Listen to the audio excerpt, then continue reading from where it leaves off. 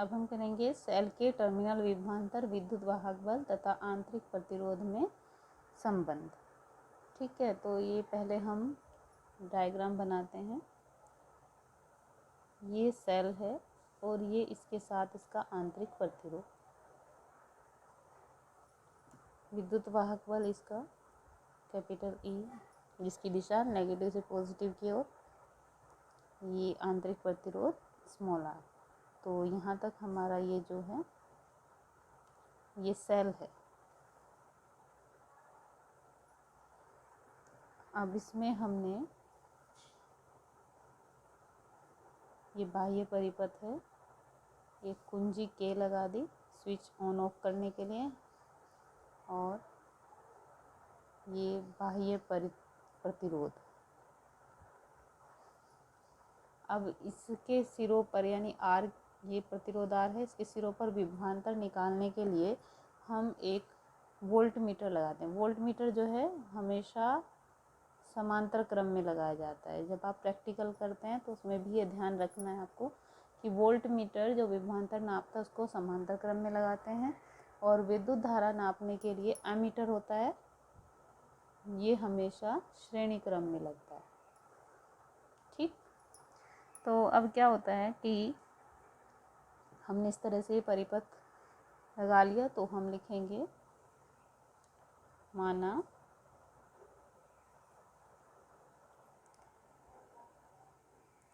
विद्युत वाहक बल कैपिटल E तथा आंतरिक प्रतिरोध स्मॉल r का एक सेल चित्रानुसार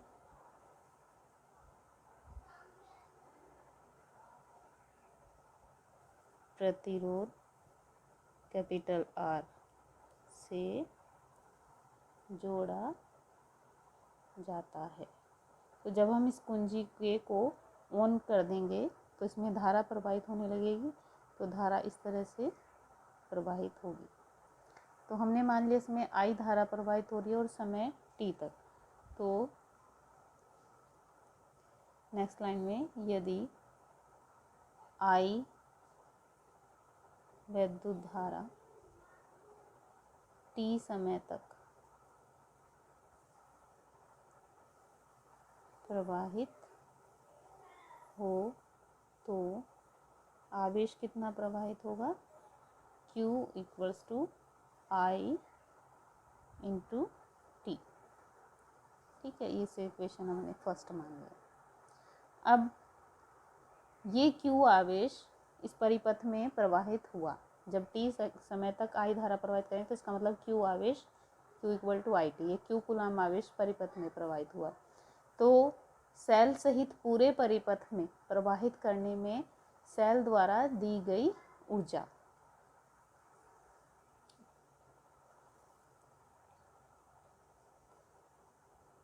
Q कूलाम आवेश को सेल सहित पूरे परिपथ में प्रवाहित करने में सेल द्वारा दी गई ऊर्जा कितनी हो जाएगी, W equals to E into Q। कहाँ से, विद्युत वाहक बल की परिभाषा से। E इक्वल टू होता है W अपॉन Q, तो यहाँ से W इक्वल टू EQ आ गया। Q की जगह हम इक्वेशन फर्स्ट से लिख सकते हैं I इंटू T, और इसको मान लेंगे हम इक्वेशन सेकेंड। फर्स्ट में हमारा Q की जगह IT है, यहाँ पे हमने इसको रख दिया। अब हम फिर से क्या करते हैं, अब हम निकालते हैं, ये तो सेल से पूरे परिपथ में हुआ, अब हम पहले एक्सटर्नल में निकालते हैं, बाह्य परिपथ में। तो यही Q आवेश बाह्य परिपथ में भी प्रवाहित हुआ है, तो बाह्य परिपथ में Q आवेश प्रवाहित करने में सेल द्वारा दी गई ऊर्जा, या किया गया कार्य, है ना। तो यहाँ पे लिखेंगे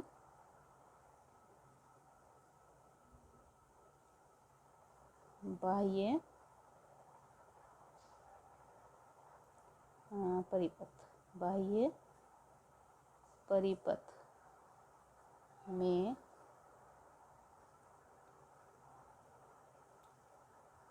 Q आवेश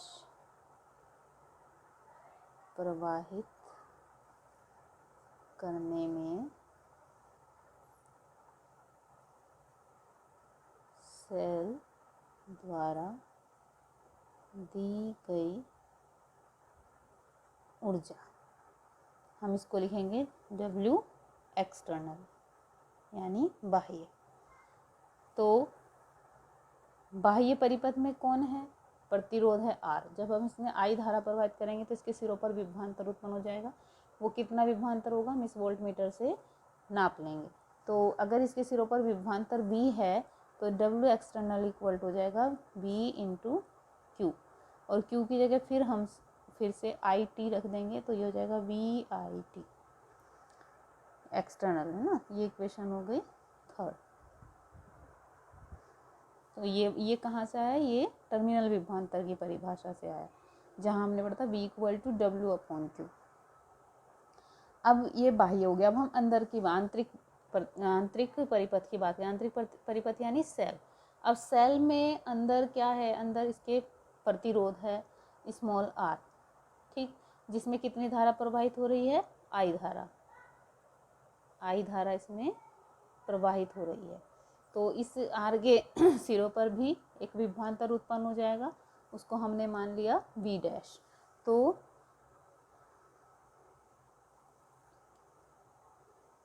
सेल के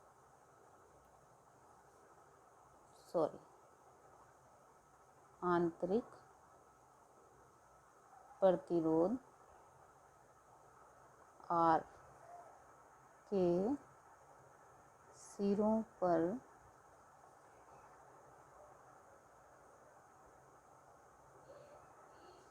विभवांतर V डैश हो तो